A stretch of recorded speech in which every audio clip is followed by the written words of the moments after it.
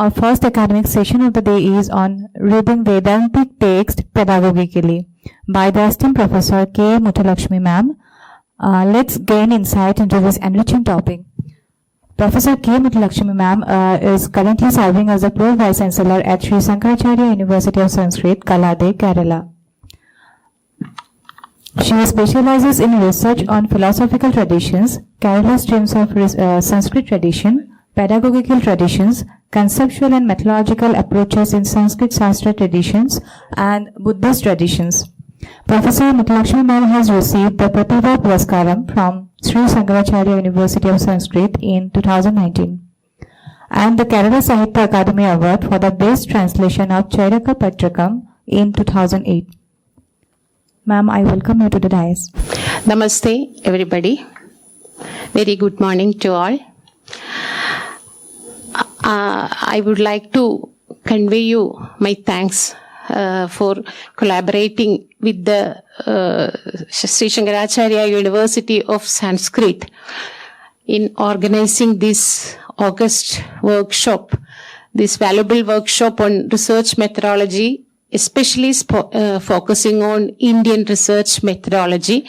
So I feel honored and privileged to be here with all of you, representing our university, Sri Shankaracharya University of Sanskrit, Kaladi, Kerala, to be here with all of you.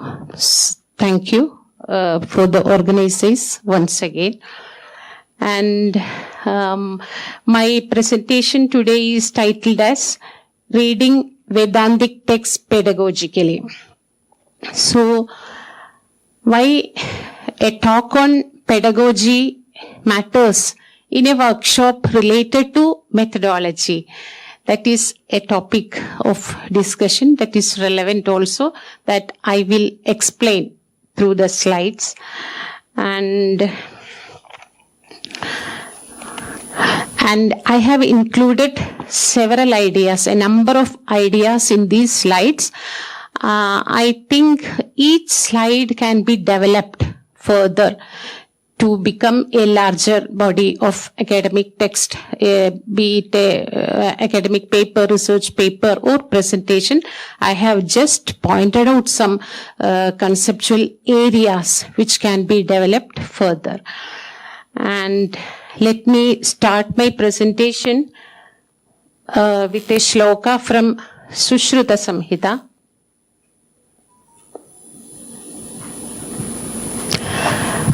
This is a shloka from Sushruta Samhita, Chikilsa Sthanam, 28th chapter.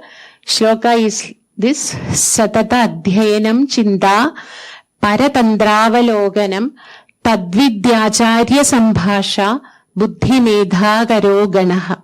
Satata Adhyayanam. So, for explaining shlokas, I will be using Sanskrit. So, I will be using a language mixed with Sanskrit and English.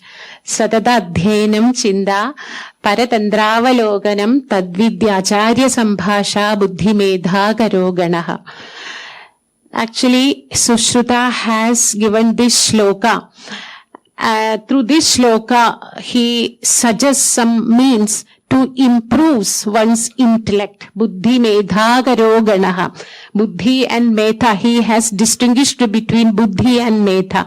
For buddhi, he gives the meaning as the knowledge we gains from reading, listening, etc. And metha is retaining that knowledge, retention of that knowledge to a larger period, to ever, forever. So he has distinct meanings for buddhi and medha. So these are the means to develop, enhance buddhi and medha. Satata adhyayanam chinda. Satata adhyayanam, continuous, consistent learning. Chinda, critical thinking. Paratandravaloganam, that is very much relevant today's academic world. Paratandra avaloganam, parashastra avaloganam, anyashastra avaloganam, interdisciplinary learning. Tadvidyacharya sambhasha, sambhasha, the discussion and dialogues we have with the Tadvidyacharyas, experts in respective fields. disciplinary, who have expertise in disciplinary fields like that. Tadvidyacharya Sambhasha. Actually, Sushruta has given this shloka as a means, as suggestions to enhance the buddhi and medha. But in a lecture on pedagogy, I think this shloka has a relevance. In our university, when we introduced these outcome-based education, OBE, outcome-based teaching, learning and evaluation, we decided to implement, choose some outcomes as university level program outcomes. They were continuous learning, self-directed lifelong learning, and critical thinking, and interdisciplinary learning, and communication ability and ethics. So when I compared the outcomes we chose as program outcomes of our OBE and this shloka from Sushruta Samhita, I found a similarity. Actually, Satadadhyanam is consistent, lifelong, self-directed learning. Chinta is critical, analytical thinking in the context of Shastra. Paratantra Avaloganam is interdisciplinary learning. Tadvidyacharya Sambhasha is communication ability, and like that. So I thought, for beginning a lecture on pedagogy, this shloka will be a good start. And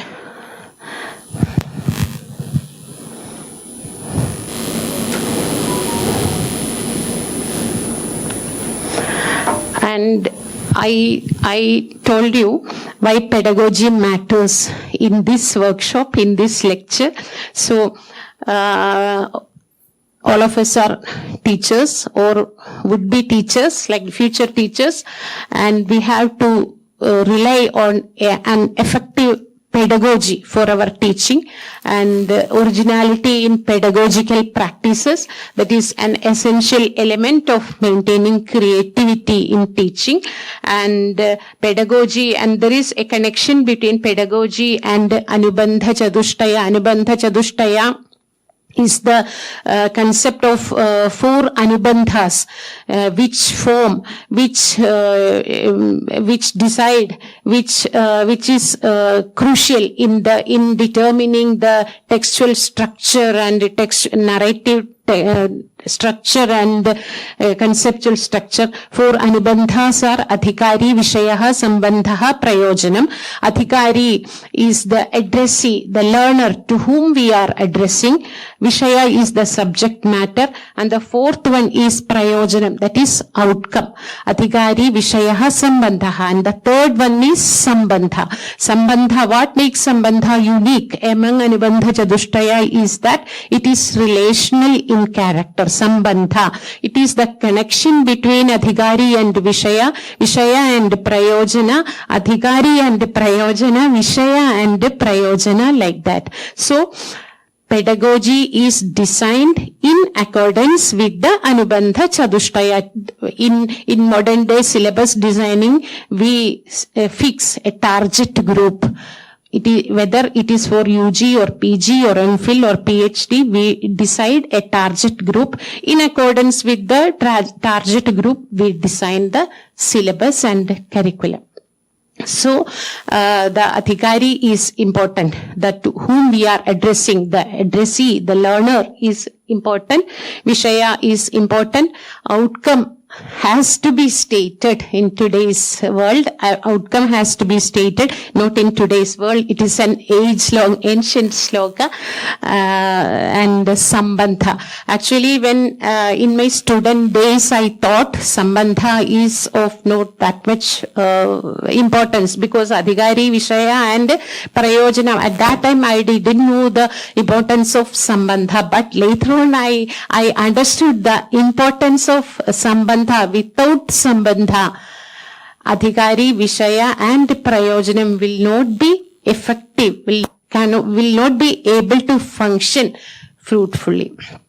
So pedagogy as a medium to connect with text, learners, changing times, and different disciplines. So we have to design a proper pedagogy to adapt to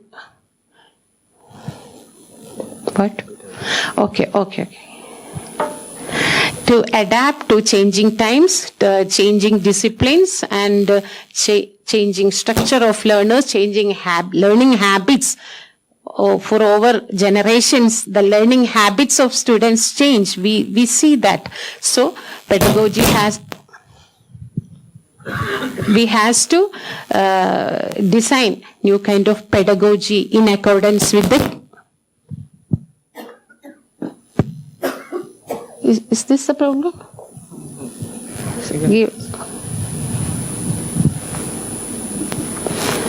Okay. So the element of connection becomes relevant through pedagogy.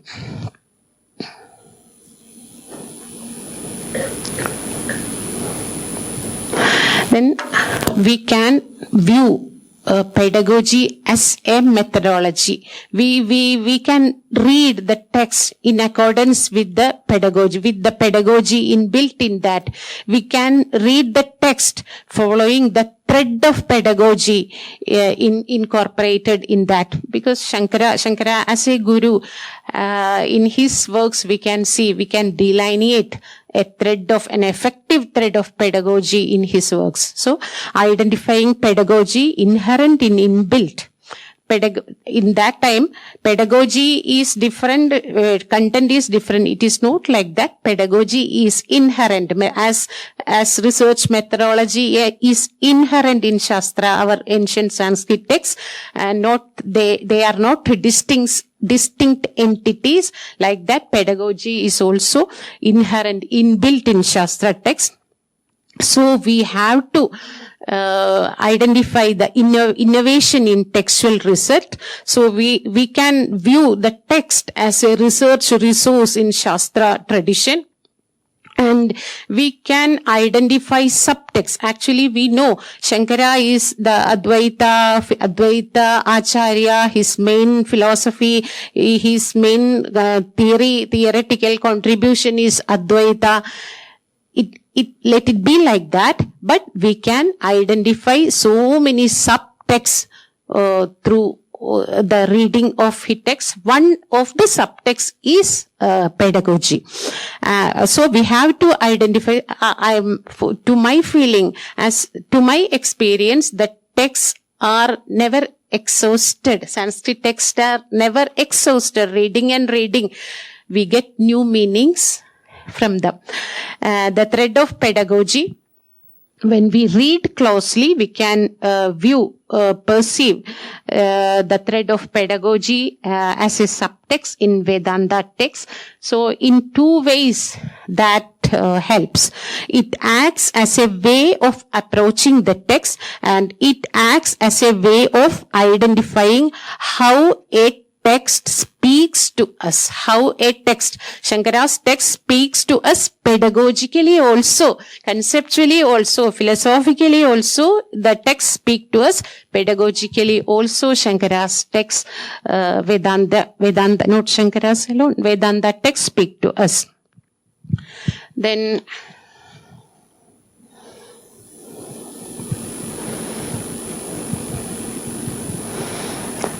I'm not. Okay.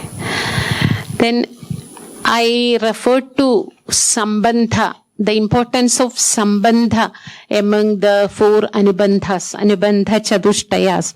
So I'm repeating, Sambandha is relational in one minute. Previous. Yes. Role of Sambandha. Pedagogy is shaped, I am repeating, pedagogy is shaped based on connectedness between various components. Adhikari Vishaya, Vishaya Prayojana, Adhikari Prayojana, and Vishaya and Prayojana. So Shastras have always conceptualized connectedness or sambandha as the basic component of textual structure. So it is one of the four anubandhas. Other three being Adhikari, Vishaya and Prayojana. Sambandha determines the whole process of textual structure as well as discourse. How the discourse is to be structured, that also depends upon the Sambandha. Without Sambandha, there will not be an effective functioning of other three. Next.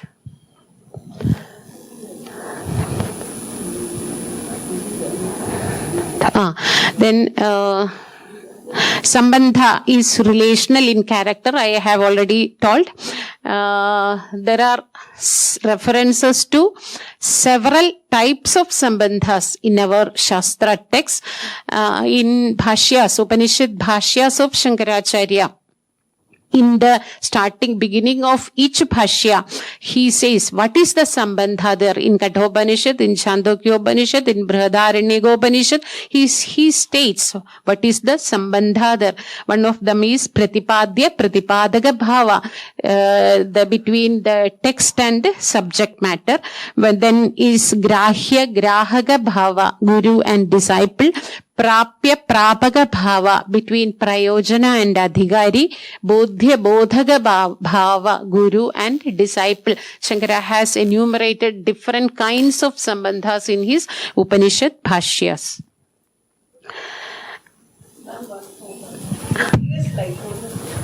Previous? Grahya Grahaka Bhava, Guru and disciple, Bodhya Bodhaka Bhava. What is the difference between these two? Because both are Guru and disciple. Yes, maybe, but Shankara has used these words, this terminology to that is Guru and disciple. Okay. But Bodhya Bodhaga Bhava and Grahya Grahaga Bhava are told by acharyas in their works. Not that much. Not that much differences. But Grahya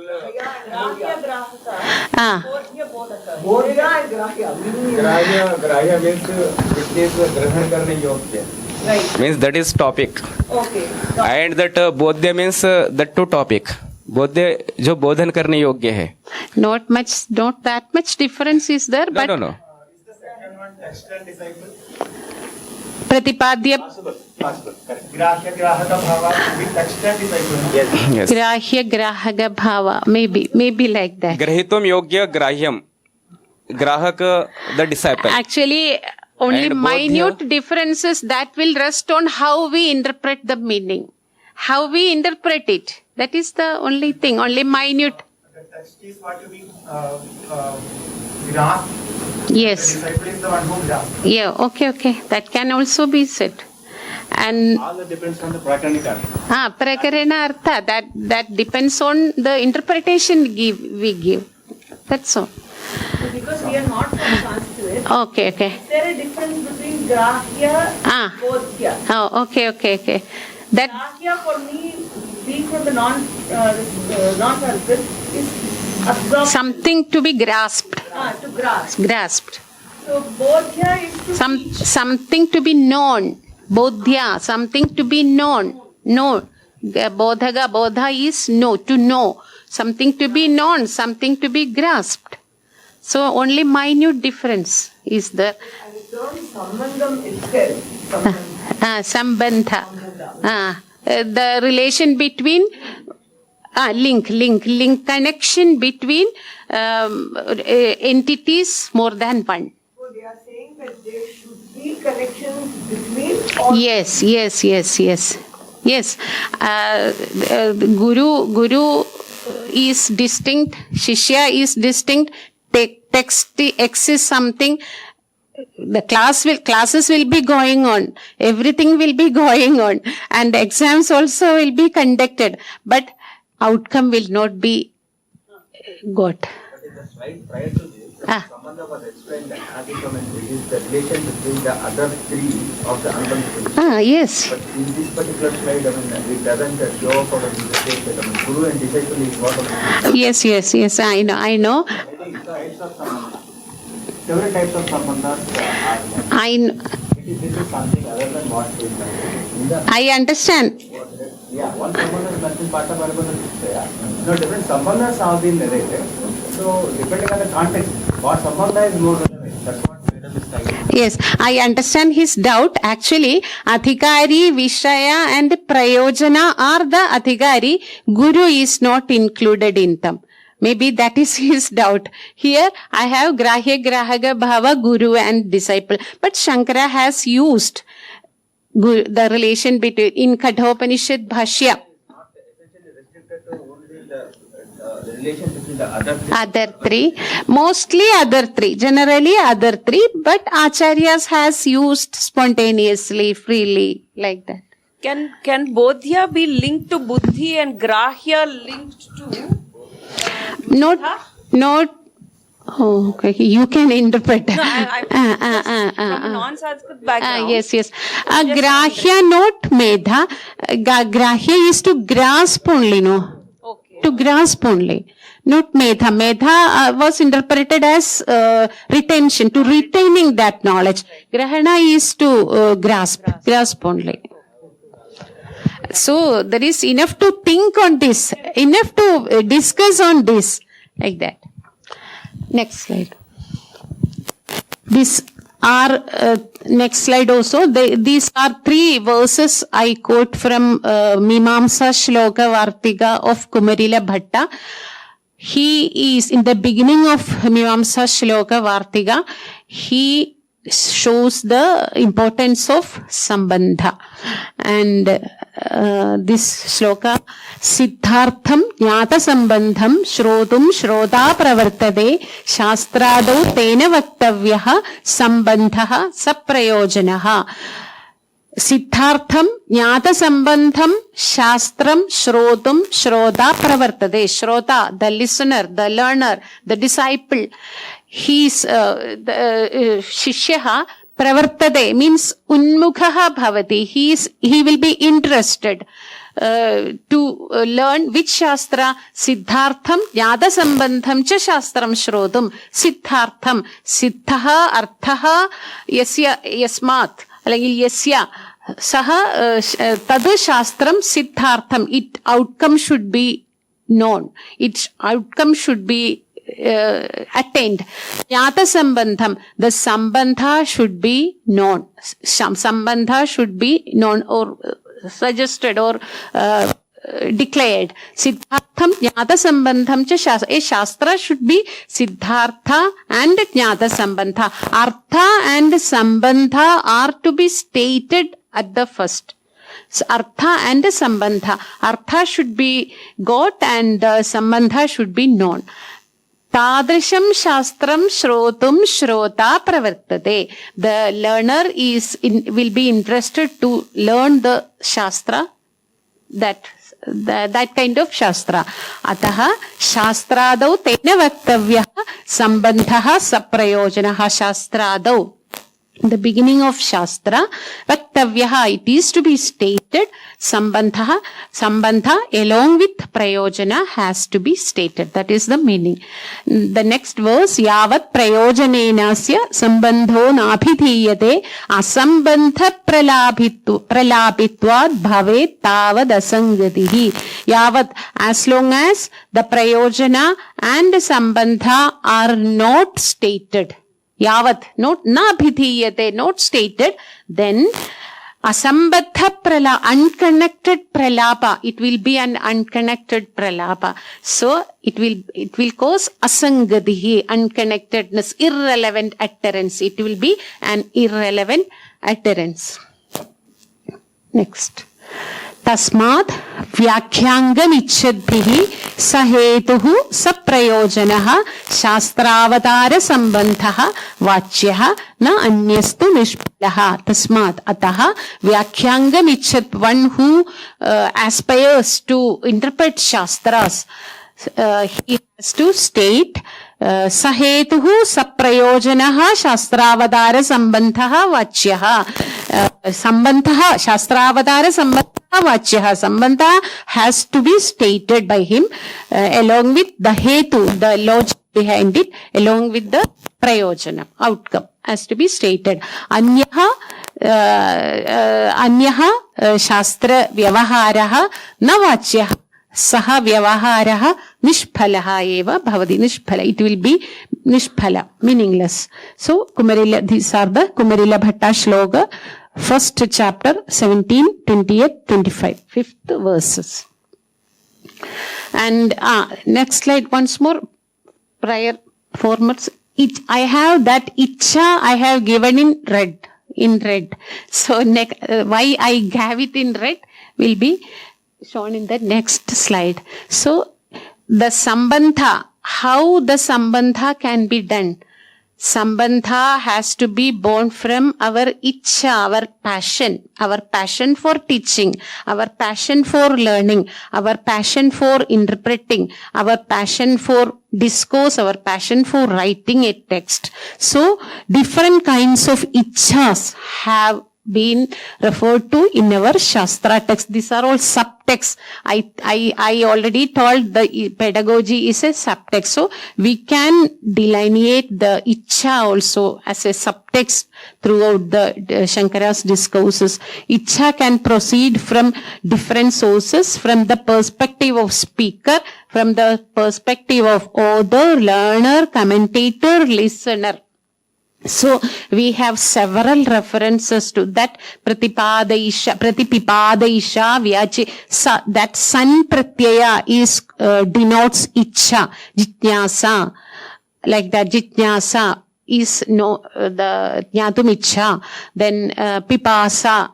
Daham, it is thirsty. Pipasa, like that. Shushrusha, shrodhum Icha. So, san pratyaya denotes, in most cases, san pratyaya denotes Icha. So, pratipipada isha. Shankara has used that word, pratipipada isha. I have not given in detail here. Pratipipada isha, pratipadayidum Icha. Shankara has the Icha to pratipadana, Icha for pratipadana. Pratipadana, elucidation. Elucidate something. Like that. Yes. Vyachikhyasa, vyakhyaadum Icha.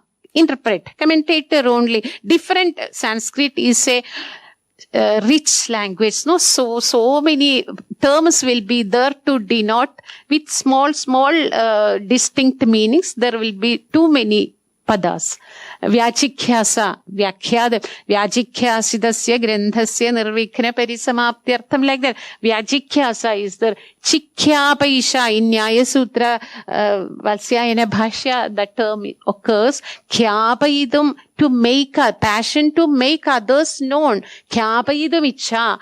Then these are all from the perspective of speaker, author. And they are pratipitsa, vividisha, jitnyasa, all from the perspective of learner. Pratipitsa, pratipattum Icha, that synonym for jitnyasa. Vividisha, in Brihadaranyaka Upanishadi asti, vividisha, vedidum Icha, jitnyasa, jnadum Icha. So, Sambandha is materialized through Icha, and Icha from both sources complement each other. So, teacher should have a passion for teaching, student should have a passion for learning, and both the passions have to be complemented. Can you please gloss each of those terms, ma'am? Pratipipadesha. Vyachikhyasa, vyakhyadum Icha. To Icha for interpret. And chikhyapaisha, khyapaidum Icha, to make others known. Khyapanam, khya means to knowledge. Khyati is prasiddhi, prashasti, no. So, khyapaidum Icha, chikhyapaisha.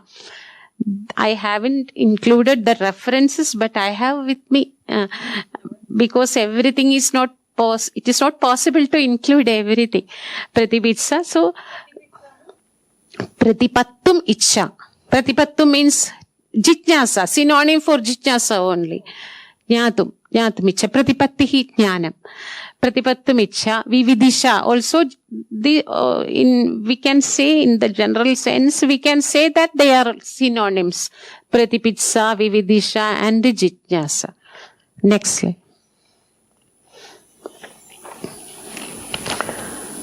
So, we have to ask, what is the role of Icha in generating or transacting knowledge?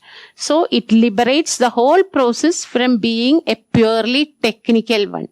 and it makes the process genuine and rooted in experience, and it liberates the sambandha from the conventional roles. We have some conventional role. Guru has to be like this, Shishya has to be like this. Sometimes the relation between Guru and Shishya will transcend the defined roles. So the passion liberates Sambandha from the conventional roles to form a unified experience of knowledge. Guru and Shishya will together reach a point where the knowledge becomes an experience. Next. Then now come to Shankara's works.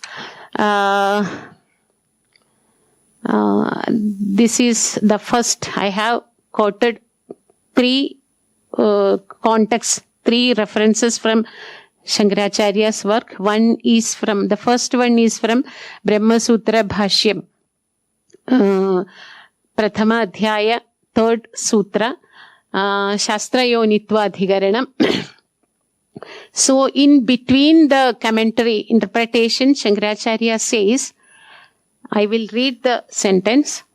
Yadyad vistarartham shastram yasmat purusha visheshat sambhavati yatha paninyadehe jneye igadesharthamadbi saha tatopyadhigatara vijnanaha iti prasiddham loge. So the meaning is,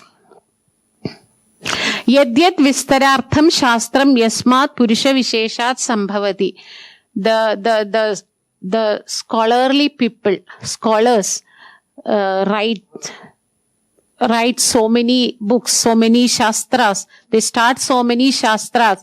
The Panini Vyakarana Shastra Vistaraha eva Paninina Kritaha. Evam cha Paninyadehi Jneye Igadesharthamabi. Panini has elaborated on a number of words. Their origin, their prakriya, their usage, their functioning, etc. But for sure he would have known more number of words than he had elaborated. Tatopyad Jneye Igadeshameva Taihi Upapadidaha. Jneyasya. What quantity of padas he had known, tasya egadeshameva, only partial materializing eva he would have done. Jneyasya egadesha eva he would have presented. Tadopyadhigadara vijnanaha, he would have known more number of words than he had elaborated. That is the meaning. He would have known more number of words than he had elaborated. So what is the message as teachers and students? What is the message we get from this statement? So a teacher should require more knowledge not than the student, than what he intends to teach. What he intends to teach, the teacher should acquire more knowledge. So only we are human beings, we can transact only a partial part of what we know. So that is the limitation of as teachers or human beings. So a teacher should require more knowledge than he intends to transact to others. So Paninihi Jneyasya egadeshameva upadesha rupena adishat. Upadishtad adhigadarameva vijnanam tasya asit. Upadishtad adhigadarameva, he should have known for more number of words than he had elaborated through his Ashtadhyayi. So this is only a passing remarks Shankara makes in that Adhikarana, but this is a relevant message. This gives a relevant message related to pedagogy. And then this is a quote from Upadesha Sahasri. How should a teacher function? Shishyas, I will read the line. It's a long sentence. Shishyasya, but simple only. I think when I read, you will be able to get the meaning. Shishyasya jnana agrahanam lingaihi buddhva sujanabhihi buddhva lingair buddhva, agrahane hetun adharma enumerating so many things. Adharma, Laugika Pramada, Nityanitya Viveka, Vishaya, Asanjada, Dridhabhurva Shrutatva, Loga Chindavekshana, Jatyadya Abhimanadin, Tat Pratipakshehi, Shruti Smriti Vihitaihi, Apanayed, Akrodhadiphihi, Ahimsadiphischa Yamaihi, Jnana Aviruddhaischa Niyamaihi. I will try to explain the meaning. A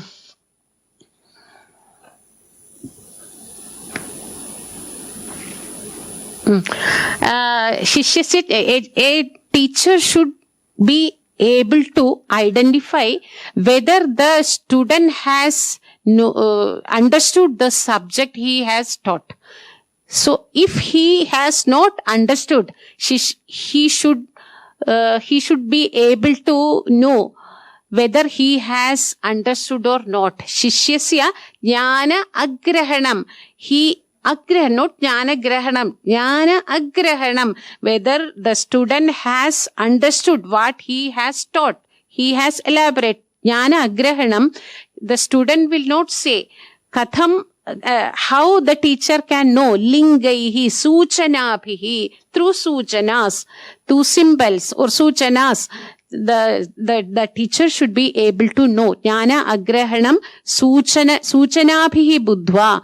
Tadanandaram. Afterwards, agrahane hetun. There will be many more reasons if the student has not been able to understand what the teacher has taught.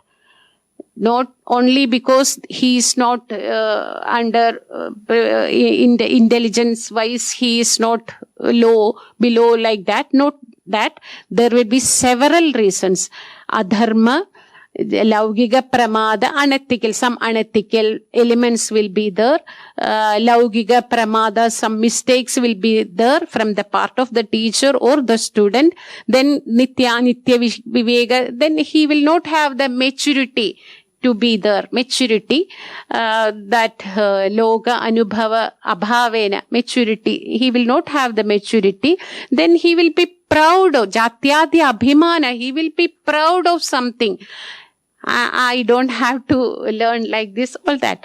Jatyadya Abhimanadin. So there will be many reasons if he has not understood what the teacher has taught. So what should the teacher do? Teacher has to address the hetu.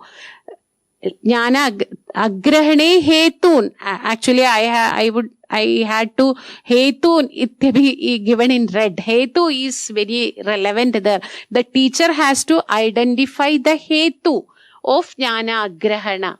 The reasons for not why the student has not understood what he has taught. The hetu.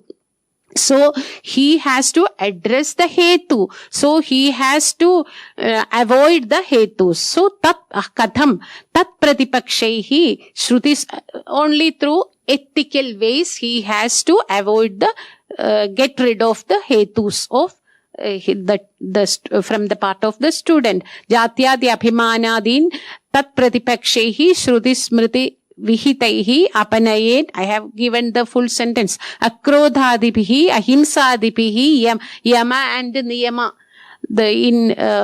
Instructed in Yoga Sutra, yama, that physical disciplining and mental disciplining and the social disciplining, they are elucidated through yama and niyama. Ahimsa, satya, steya, brahmacharya, abharigraha. Then niyamas are shaucha, santosha, tapassu, adhyaya, ishvara, pranidhana. So mental and physical disciplining. He has to avoid the reasons for the student, why the student was not able to understand what the teacher had taught. So this is Upadesha Sahasri. The text is Upadesha Sahasri. It is written in the form of dialogue between a guru and a shishya, and I will be giving more references from Upadesha Sahasri in coming slides. And then Upadesha Sahasri, there is another statement he is making. The teacher, punah punaha bruyat yavat grahanam dridhi bhavati. The student has a firm grasp on the subject. So The teacher has to win. Again and again, he has to repeat what he has taught. So, like that. Punah Punaha. Next. And the former slide. Jnana Pradibandha Nivartanam Guruna Karani. Different learning capabilities, incapabilities. So Guru has to address the diversity of the disciplines. Okay, disciples. Okay, in this, this is a process of learning, and there is an Adhikarana called Avritya Adhikarana in Brahma Sutra. It is in the 4th chapter. If I remember correctly, Avritya Adhikarana, first chapter, 4th Adhikarana. First Sutra, 141. And so the subject matter discussed in Avritya Adhikarana is that in the context of Vedanta, that goes through a different direction. What is the subject matter is that Shravana, Manana and Nididhyasana. Whether one sadhaka has to repeat, do avriti, repeat Shravana and Manana, Shravana, Manana and Nididhyasana, or is it one time only? The Anushtana has to be done once, only once. So that is the discussion. So, but I think reading over and over that Adhikarana, reading closely that section of Brahma Sutra Bhashya, it came to my mind that this Adhikarana, this interpretation of Shankara is something relevant to the pedagogy. He says, I will read, Darshana Paryavasanani Shravanadini Avartyamanani Drishtarthani Bhavanti Drishtarthani Prayojana, the Siddha Prayojanani Bhavanti, become meaningful. Darshana Parya, Shravanadini Anushtanani, Shravana, Manana and Nididhyasana, they have to culminate in Darshana. They have to culminate in ultimate jnana. They have to culminate in the stated outcome of the Shastra. Darshane Paryavasanam Bhavitavyam. Darshana Paryavasanani Shravanadini. For that, to gain the outcome, they have to be repeated. Avartyamanani, only then they will be drishtartha. The artha, the outcome will be attained. He shows an example. Yatha avaghadadini tandula nishpatti paryavasanani. Tandula nishpatti. We have to get tandula from its Purvarupa. What is that called? Umi, Malayalathil Umi Pari. That we have to the outer, get rid of the outer layer. Husk. Okay, husk. We have to get the outer layer and get the tandula, the rice. So for that we have to do avakadam. Nellukuttu in Malayalam we will say nellukuttan. We will have to we do avakadam. Only then the husk is yes. Only then the husk, we can get rid of husk and we will get rice. So, how many times avakada has to be done? Yes, till it is removed. So, avakadadini tandula nishpatti paryavasanani. Tandula nishpattau eva paryavasanam bhaved. Tandula nishpatti has to be attained. So, like that, so the example he gives is, so like that, Shravanadini, Darshane eva Shravanadinam Paryavasanam, Darshane eva Bhavitavyam. For that purpose, it has to be repeated, the practice. So, through these words, statements, he is showing the importance of practice, abhyasa. Showing the importance of practice or abhyasa in the learning process. So, avaghadadini tandula nishpatti paryavasanani. And in pedagogy, what is the importance of practice? Anekamshopete laukika padarthe samanya visheshavati ekena avadhanena ekamamsham avadharayati aparena aparam. Ekena avadhanena ekavara prayatnena ekaha amshaha avabuddhaha. We know the one. So, like that, I have read this Avarti Adhikarana so many times. After reading so many times, it came to my mind that I can connect this with pedagogy. So, reading over and over again, so the practice or abhyasa has its own role, its own determining role in the process of learning. So, ekena avadhanena ekamamsham avadharayati aparena aparam syaditi abhyasa upayogaha. Abhyasasya upayogaha padhane shodhe gaveshane shodhe कीदृशः इति प्रश्नः.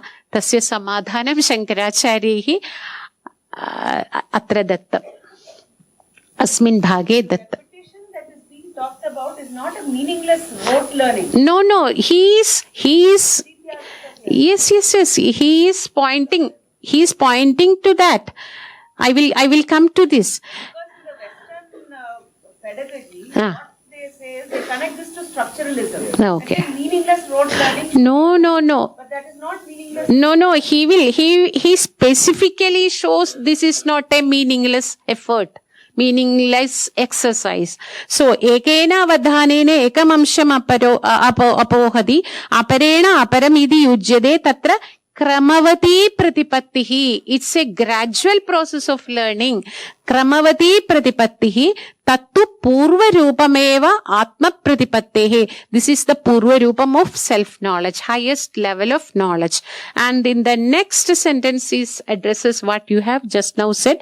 Natu tattvamasi vakyarthat prachyavya avrto pravarta. You should not go away from the tattvamasi vakyartha. You should not prachyavana means you should not go away from the ultimate outcome, ultimate prayojanam of the shastra. Let it be any shastra, but you should not go. So that refers to it should not be a meaningless exercise. Tattvamasi vakyarthat prachyavya avrtau na pravartayed. Just the exercise, just exercising, just the repetition is not an effective one. He specifically says that. And then this is the last one. Is the most, I think this is the most inspiring statement I have read in his related to pedagogy in his works. Vichitra prajnatvat pratipatrinam. Why avritti is needed? Why abhyasa is important? Because विचित्र प्रज्ञत्वात् प्रतिपत्तॄणां प्रतिपत्तारः विचित्र प्रज्ञारः भवन्ति. The learners have different capabilities. विचित्र प्रज्ञा, विचित्र means unique, different. Pragya bala, capable, knowledge, the capability of knowing, learning. Pratipatta means learner, the student or disciple. So through vichitra prajnatvat pratipatrinam abhyasa is needed, avrti is needed. So some students may learn from once. So some students may learn from 2 times. So like that. So through this passage, through this vakya, Shankara tells us to address the diversity of students. That is very much important, the diversity of students. And learners have different diverse learning capabilities. So we have to, as teachers, we have to address the diversity of students. Not only in these pedagogical matters, in everything, in anything, students are diverse cultures, different languages, different surroundings. So as teachers, we have to address the diversity of students. That is the thing. And next. And this is Parartha Anumana. Yesterday also there was references to Parartha Anumana. I could attend only in the afternoon session. So there was reference to Parartha Anumana. All of you know, may be knowing that what Parartha Anumana is. Parartha Anumana is inference, and Parartha Anumana is the conveying the thing, the knowledge what one has gained to others. So only if the knowledge is communicated through a systematic way, the listener will be able to grasp the meaning. So, Panja Avayava Vakyam Pratijna in Nyaya philosophy, Panja Avayavaha Pratijna Hetu Udaharana Upanaya Nigamanam Panja Avayavaha Uktaha Bhavanti. And this is a shloka from Dashashloki, Shankara's Dashashloki. Actually, this is not a poem written from the Nyaya, using the Nyaya methodology, but spontaneously that method has been included. That Shankara spontaneously includes that methodology, that kind of arrangements in this shloka. The shloka, I will recite the shloka. Na bhumir, na toyam, na tejo, na vayur, na kham, na indriyam, va na tesham samuhaha, anaigandigatvad, sushupteka siddhaha, tadego vasishtaha, shivah kevaloham, aham kevalaha shivaha, aham brahmasmi, aham shivaha kevalaha. So, to reach that knowledge, we have to go through a process, a procedure. There is a procedure to reach that knowledge. So, there is pratijna. Na bhumihi atmana bhavati. Toyam atmana bhavati. Tejaha atmana bhavati. Vayuhu atmana bhavati. Kham nama akashaha atmana bhavati. Indriyam atmana bhavati. Even their samuha is also not Atma. So this is the statement. Kutaha. He has to show the reason. Anaigandigatvad, anityatvad. They are all anitya. Their Atma is nitya. According to Advaita philosophy, Atma is nitya. They are all anitya. So, tesham anityatvad. Panjabhutanam, indriyanam, tesham samuhanam cha anityat. They are impermanent. They are because of their impermanency, anaigandigatvat, they are not Atma. Then we have, pratya hetu udaharana. Sushupteiga siddhaha, sushupto, during sleep, our knowledge, our experience is just kevala. We are not aware of the roles we are playing in our Jagrada Avastha. We are not aware, they're just this pure experience. Not 100% example, but not similar, but the udaharana is only like that only, not 100% photocopy, but just a similarity is there. Sushuptega siddhaha. Tad means upanayaha. Tad means tasmat karanas, because of that. Ekaha avashishtaha, shivaha kevala. Ekaha panjabhudanam, indriyanam, tesham samuhanam cha anityatvat. Avashishtaha kim bhavati? Aham tattvam bhavati. Avashishtaha, avashishtam shivaha kevalaha aham tadeva atma iti. So, very spontaneously, he is a great poet also, Shankara. So, very spontaneously, he has incorporated this Pancha Avayavas in this shloka. Pratijna hetu udaharana upanayaha. There may be different, small differences in that. But, so, this, I have cited only one shloka, and there are 9 other shlokas, Dasha Shloki.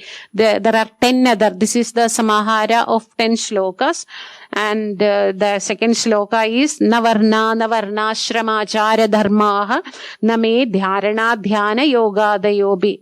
These are not Atma. Varnashramachara Dharma. They are not Atma. Kutaha Anatma Shrayaham Mama. I am not explaining. Anatma Shrayaham Mama Dhyasahana. The reason is shown.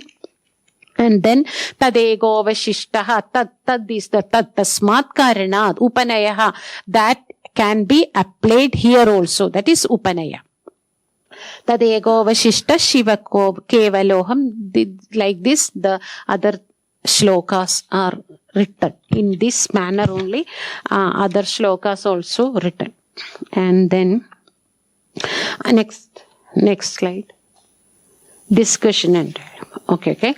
And I have already told the Upadesha Sahasri written in the form of dialogue between Guru and Shishya. And the Shankara has, through his different bhashyas, he has emphasized, highlighted the importance of discussion and dialogue. He is naming it differently. Tadvidya Samyogaha, Brihadaranyaka Upanishad Bhashye, he has termed like that. Tadvidya Samyogaha, Tadvidya Samyogaha, Taihi Saha Vadagaranam, Vidya Prapti Upayaha. That is, means the discussion held with the scholars of each discipline, different disciplines, is the upaya for Vidya Prapti. And in Chandogya Upanishad Bhashya, he has used the word Tadvidya Samvadaha. Tadhacha Tadvidya Samvade Viparita Grahana Nashaha Apurva Vijnana Upajanaha Samshaya Nivartisha. What is the prayojana of Tadvidya Samvada? Viparita Grahana. We can get rid of our contradicting knowledge and mistaken knowledge. Apurva Vijnana Upajanaha. We can gain unique kind of knowledge. Samshaya Nivartisha. We can avoid our doubts also. We can clear our doubts also. That we can do from Tadvidya Samvada. Then Charaka Samhita, you will be knowing Tadvidya Sambhasha. Charaka has given the importance of Tadvidya Sambhasha. Adhyayanam, Adhyapanam, Tadvidya Sambhasha Cheti Upayaha. And Charaka has given a lot of description how this Sambhasha can be done. And next is Chaturvyuha method. Actually, Chaturvyuha method is originally from Vinaya Pitaka of Buddhist literature written in Pali. So, Arya Satyas, all of you may be knowing what is Arya Satyas. Arya Satya, Buddha has written, put forward a concept of Arya Satya. Dukkha hetu, dukkha nirodha, dukkha karana, dukkha samudaya, dukkha nirodha upaya. That is the 4 Arya Satyas, the group of Arya Satyas. So, Buddha is approaching, he has making this as a background to go forward in his philosophy. So, this Arya Satyas. In Ayurveda, Dasavaisheshika Sutra by Bhadanda Nagarjuna, this is a methodology. This method to address an issue, the reason of that issue, the solution for that issue, the means. That is dukkha samudaya, dukkha nirodha upaya, like that. So in this Rasavaisheshika Sutra, Bhadanda Nagarjuna says, Chaturvidhyam adhigridam arogye. We can approach the Ayurveda Shastra in a fourfold manner. Arogyam, Arogya Lakshanam, Arogya Sadhanam, Arogya Bhalam. I have not written like in this, I am saying Arogyam, Arogya Lakshanam, Arogya Sadhanam, Arogya Bhalam. Then the third sutra, here Bhadanda Nagarjuna writes, Anarogyam, Anarogya Lakshanam, Anarogya Sadhanam, Anarogya Bhalam. So an issue to be addressed, its definition, its sadhana and its bhala. So Ayurveda has adopted the methodology of Arya Satyas in its discourse. And there is a shloka in Ashtanga Sangraha directly refers to Arya Satyas. Yatha pratijñātam iti kramena vedoyam ashtanga nidher nibaddhaha abhyasyato margamiva Arya Satyam samjayade swartha parartha siddhihi. So a chikilsaka, a physician who practices his science following the lines of Arya Satyas, he becomes successful in his profession. Abhyasyato margamiva Arya Satyam samjayade swartha parartha siddhihi. So in Upadesha Sahasri, we can identify a certain amount of similarity with this Arya Satya method. I have already told that Upadesha Sahasri is in the form of dialogue between Guru and Shishya. Guru.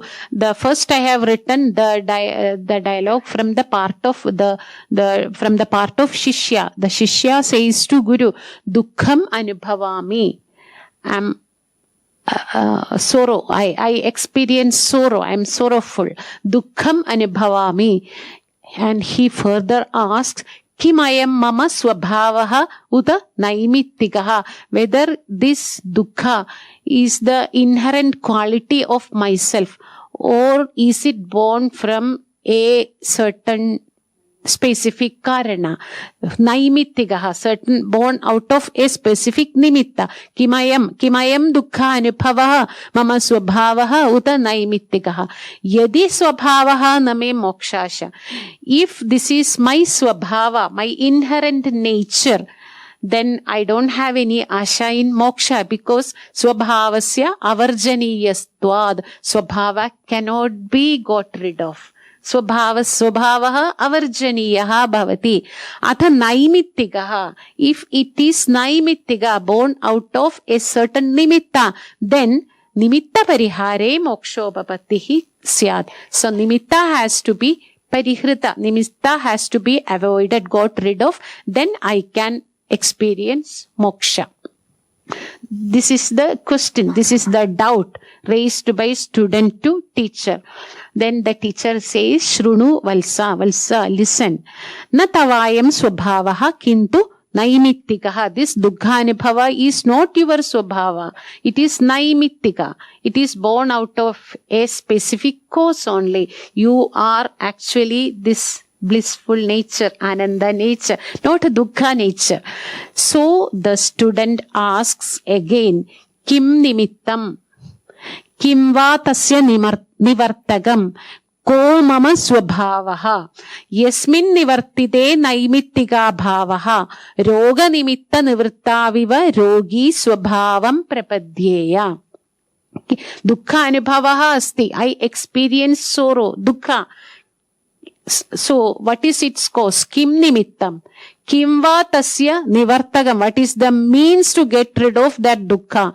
Ko mama swabhavaha? What is my essential nature? And yasmin nivartide? If when that dukkha, that nimitta is eradicated, I can get my inherent essential nature, attain my essential nature. And the example is what? Roga nimitta nivrittaviva rogi swabhavam prabadhyeya. When the nimitta of roga is got rid of, roga nimitta nivrittihi, roga nimittasya nivrittihi.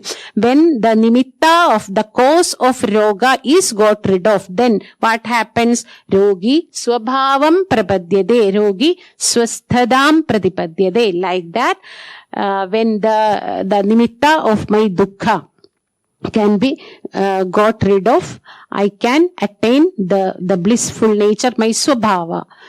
The swabhava which is different from dukkha. So this is the question. So Shankara answers, Shankara Nudguru answers, avidya nimittam. So the Vedanta Advaita philosophy speaks of a perspective. So avidya is the one that obstructs our right perspective. So avidya nimittam. Vidya tasya nivartika. Knowledge is power. Vidya tasya nivartika. Avidyayam nivarta. Knowledge gives us gives us a good perspective to see the world. Vidya tasya nivartika. Avidyayam nivartayam. When avidya is got rid of through vidya. Tannimitta abhavat, avidyayaha abhavat, mokshyase janma marana lakshana. That is the outcome stated in Advaita. Janma marana lakshanas. We will obtain our own swabhava. So, I found a little bit similarity between this kind of dialogue, this systemic kind of narration to the structure of Arya Satyas. Dukkham, dukkha samudayam, dukkha nirodha upayam. Avidya, dukkham, dukkha nimittam, dukkha nivartagam, tasya outcome, tasya prayojanam also. Somewhat similarity. So, next slide.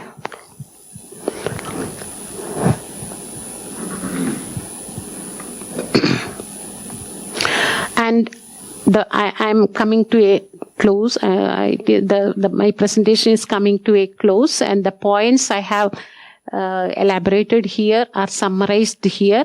Sambandha, the importance of sambandha, connection between different components of a textual discourse, and ichcha, role of ichcha in maintaining that sambandha, that transaction of knowledge, that process of learning, Parartha Anumana, discussion and dialogue, Chaturvyuha method. These are the points I have described here.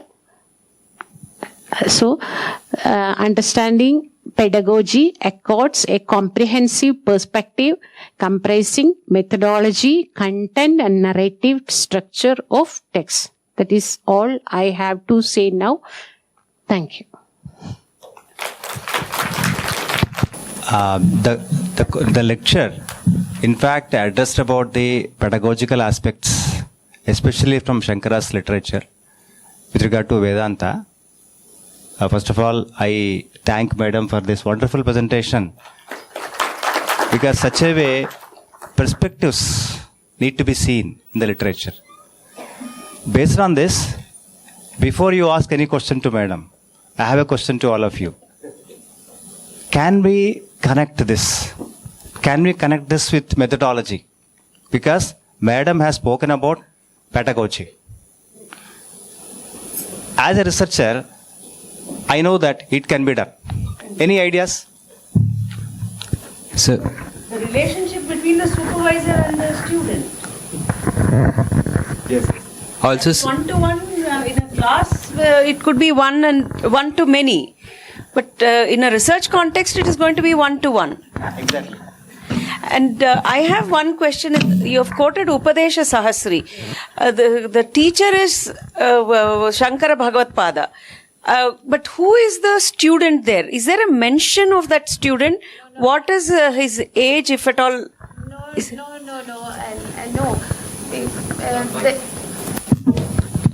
There is no reference that Shankara is the teacher. No reference. He has written a book. Okay. Upadesha Sahasri has two parts. One Gadya Prabandha and a Padya Prabandha. It is in the form of a dialogue. That's all. That's Now, all. what would be the age of the student? This is my question. The hypothetical student, if that is what you're saying, what would be the age of this hypothetical student?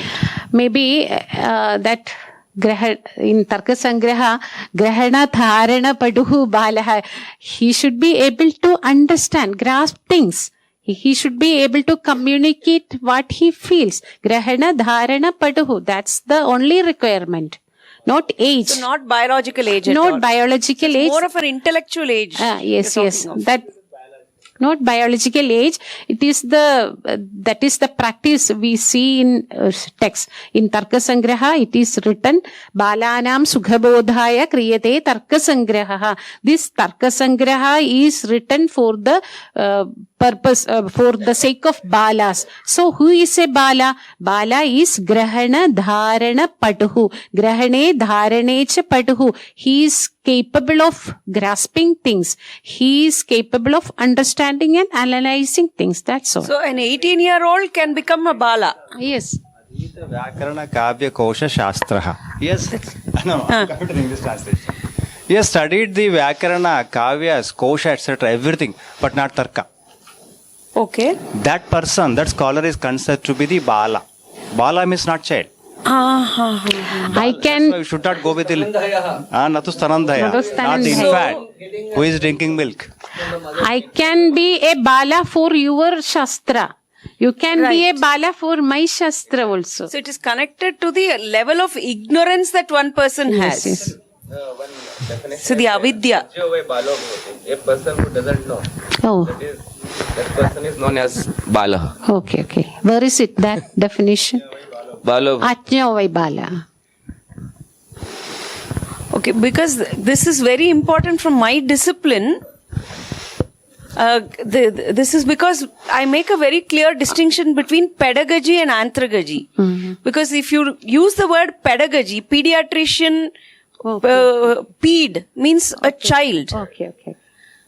But anthra is applicable to adult learners. Okay. So learners like, us in a UG classroom, because you referred to UG classroom and PG classroom. Because pedagogy is a word that comes from the West, which is taken into mainstream higher education as well.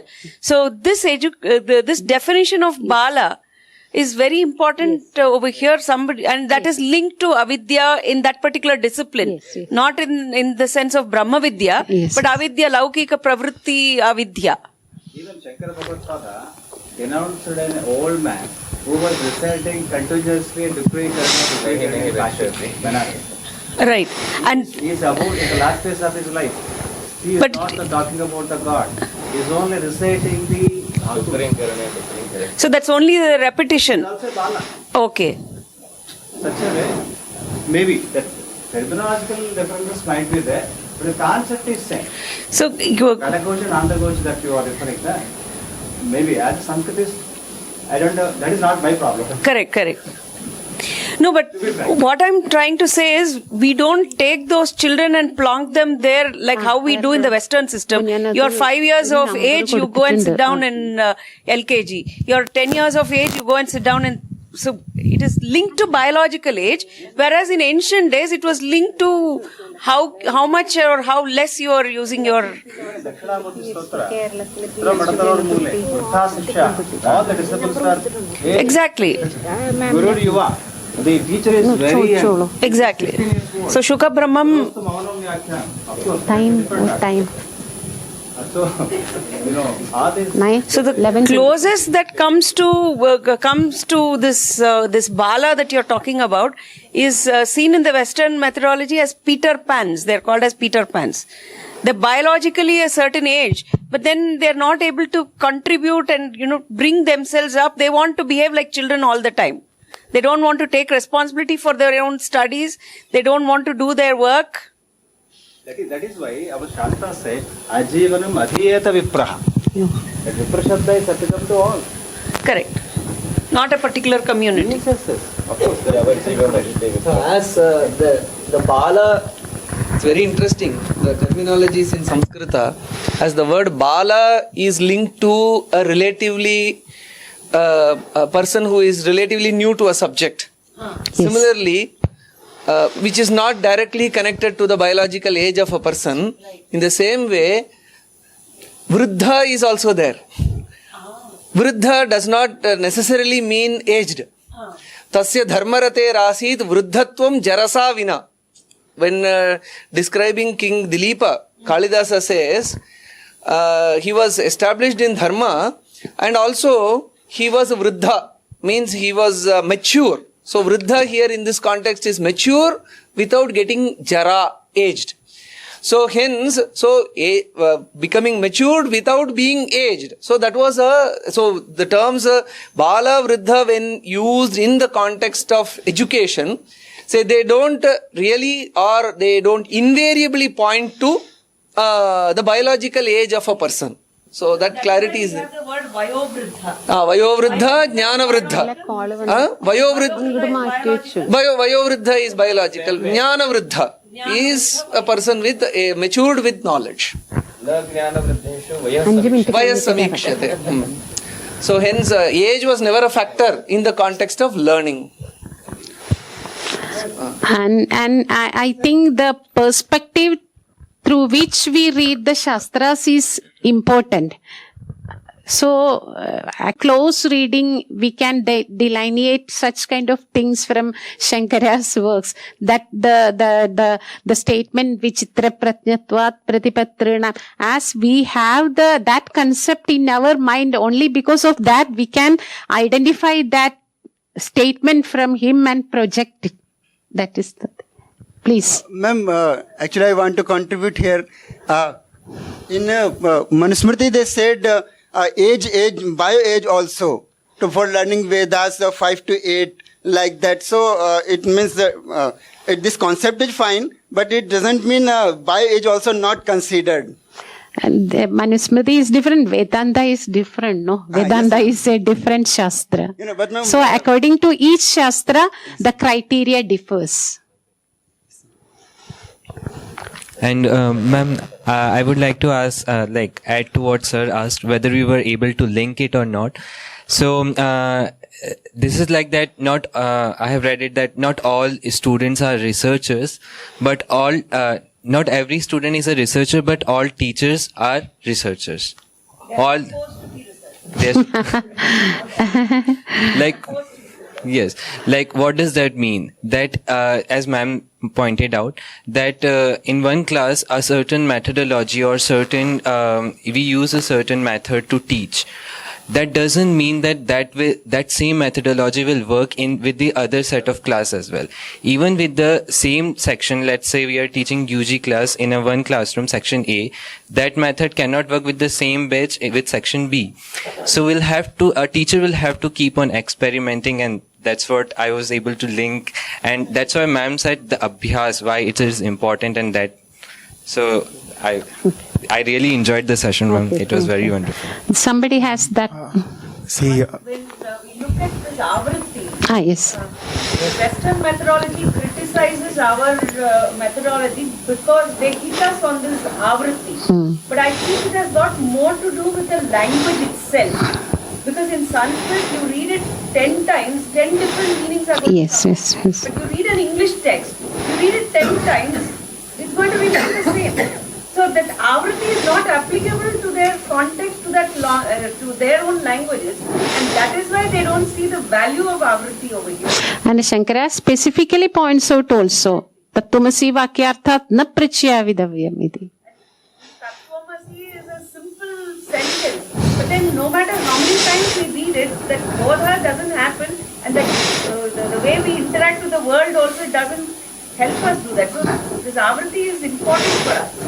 Yes. Whereas you take a chemistry text, this Avritti, except retention, rote memory, there's no application because it's not connected to Brahma Vidya.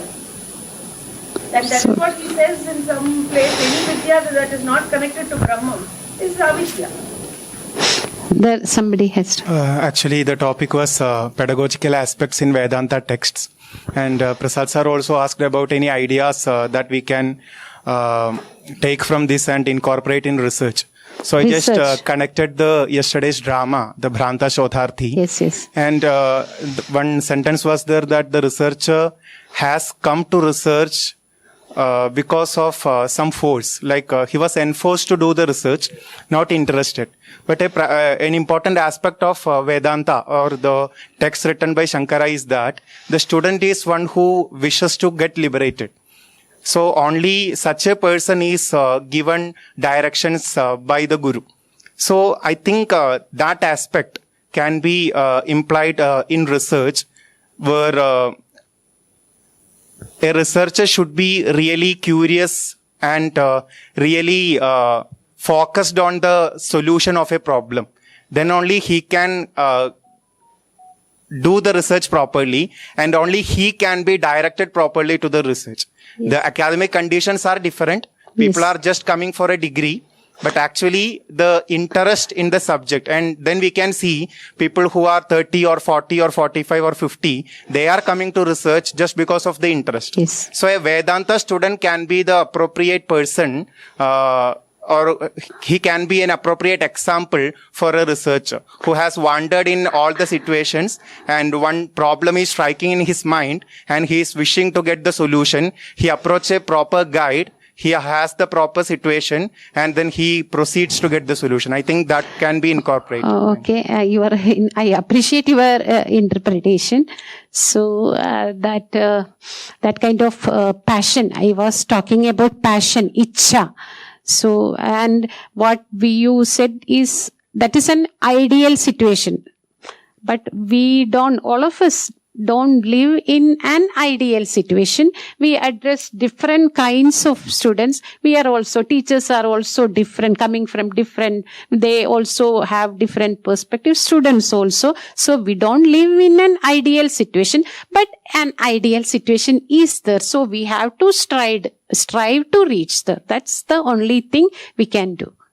Thank you. Thank you for the interpretation. I want to add one more thing. Avritti means not repetition actually.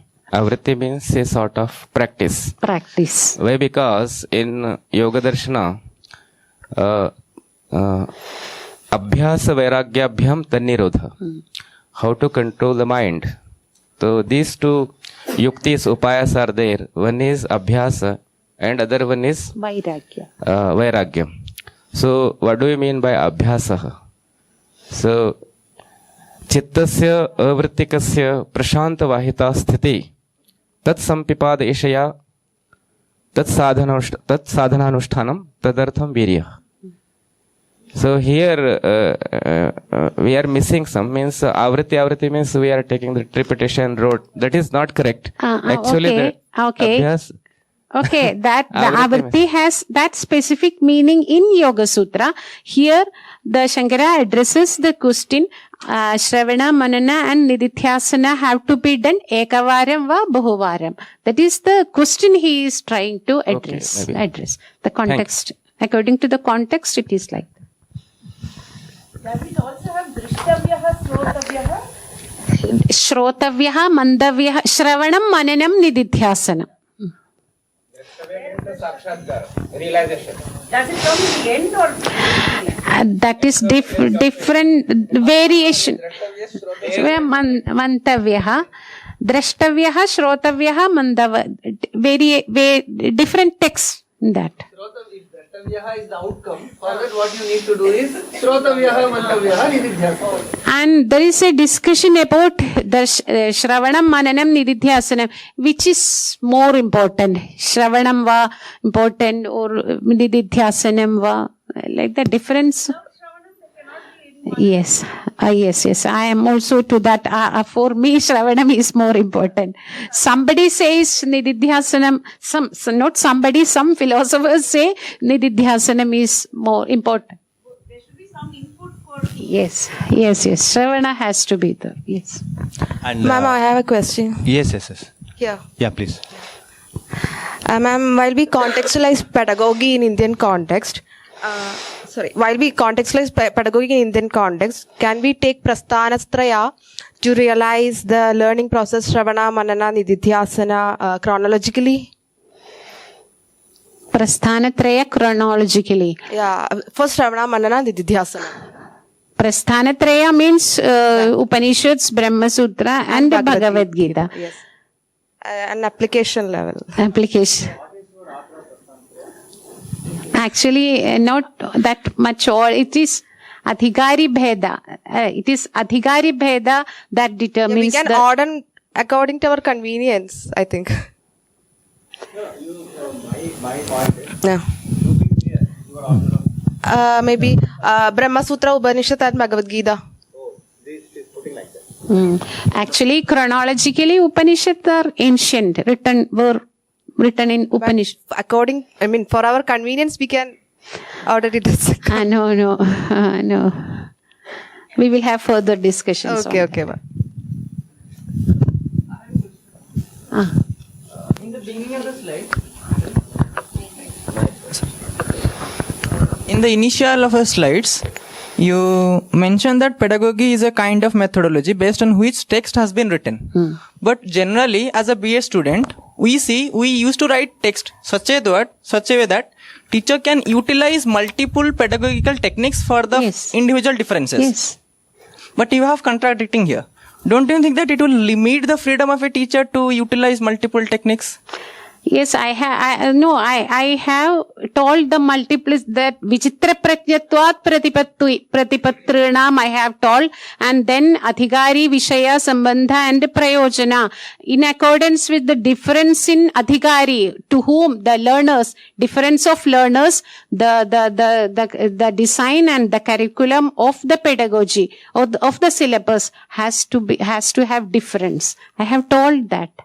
Maybe that sentence may be giving a different meaning. Point. I was just from that particular main point which you mentioned. Based on that, I was Okay. Maybe that sentence may give a different meaning to you. That's all. And one more question, ma'am. How Ichha liberate the whole process from a purely technical one? You mentioned one, right? Pardon? You mentioned that Ichha liberates the whole process from a purely technical one. What does that mean? Technical one. If the class begins at 9:30, the teacher comes to the class. Only for the sake of attendance and passing the exam, students are present there, and that is the technical one. But yes, but if there is ichha on the part of the teacher, ichha on the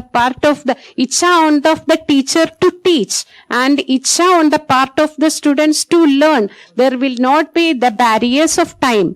There will not be the barrier of syllabus. There will not be the barrier of anything else. That's the.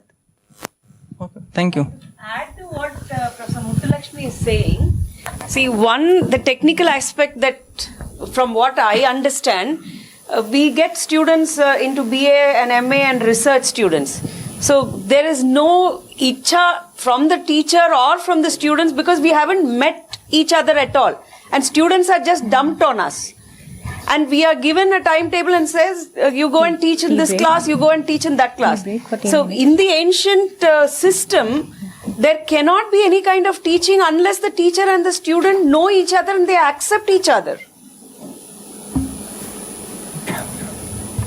That aspect is now found only in the form of electives in current scenario. So there the student has an ichha to come and join this particular elective. But otherwise the core courses, everything is just dumped on the student. The student doesn't even know why he or she is in the class, why this subject is being taught. The teacher also, most cases, they don't know. Syllabus somebody is making somewhere. The teacher is stuck with the book. The student is stuck with the book. And entrance exams, all question papers are done by somebody else. Nobody knows anything. In that sense, what do you think? See, what we should do? That is the technical part. If the student has this jigyasa, this thirst for knowledge, and if the research question comes from the student, and the student really wants to know, the student will go to any extent to get the answers to their questions. But now students are questionless. And the teachers are also questionless. And questions appear only in the final exam paper, which has never been taught in the class. So there's a lot of chaos happening right now. But here, when you're talking of multiplicity of students, from what I understand, please correct me if I'm wrong, all these classes in ancient times were always one-to-one. Only certain basic parameters were given to common students. But if the student had a doubt at 10 o'clock in the midnight or even 2 o'clock in the midnight, the teacher would be ready. That is why we had a residential system. We did not have a timetable. Now timetables are built up only for the walls. Timetable is not for your mind. How does one decide, even in a school or even in a college, 9 to 11, you have to be in this subject. You have to study mathematics. and 11 o'clock you just switch off mathematics and move on to science. I mean, how do you come up with that? How do you know? It's because timetables are for the room. Timetable is not for the learning. So it was always tailor-made and one-to-one. So whenever the student was ready, the teacher was ready. And the teacher had to wait for the students to have the teacher and come and approach the teacher with the questions. If the students did not have questions, the teacher would probably sit down. I don't know if I'm right or wrong. Actually, we cannot bring the old system to today's world. We cannot. That is correct We only. can try to do as much as possible. Yes. But we have to develop our itcha, our passion, and we have to transcend our limitations, technical limitations. That's all. Only the things we can do. We can bring all the things to today's world. We are living in a contemporary world. So if I can add just one thing that Dr. Srideepa was saying, the whole education system, the way the school is running is very Western idea and which was developed in Victorian period. If you go before that Victorian period, even in the West, they thought the idea of child, they thought childhood is the closest form of life to God. As the experience goes on, man becomes more and more away from God.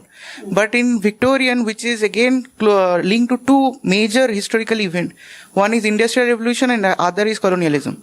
So they make it this concept of time. If you watch Charlie Chaplin's movies, how he satirizes the conveyor belt of Industrial Revolution and with the education. There is a cult text, if you can read, is Charles Dickens' Hard Times. There you can see how he criticizes the idea of a learner and how this rote learning, the way he criticizes it. Because he linked the rote learning to the industrial conveyor belt and not as with education. So that's how the whole concept of what is a child, what is a student and what is school education, these three concepts are very different from West and East and not also West because it is only conceptualized in 19th century. Now, thank you, ma'am, for your enriching lesson. And then now I would like to request Dr. Srideepa, ma'am, to kindly felicitate Professor K. Muthulekshmi, ma'am.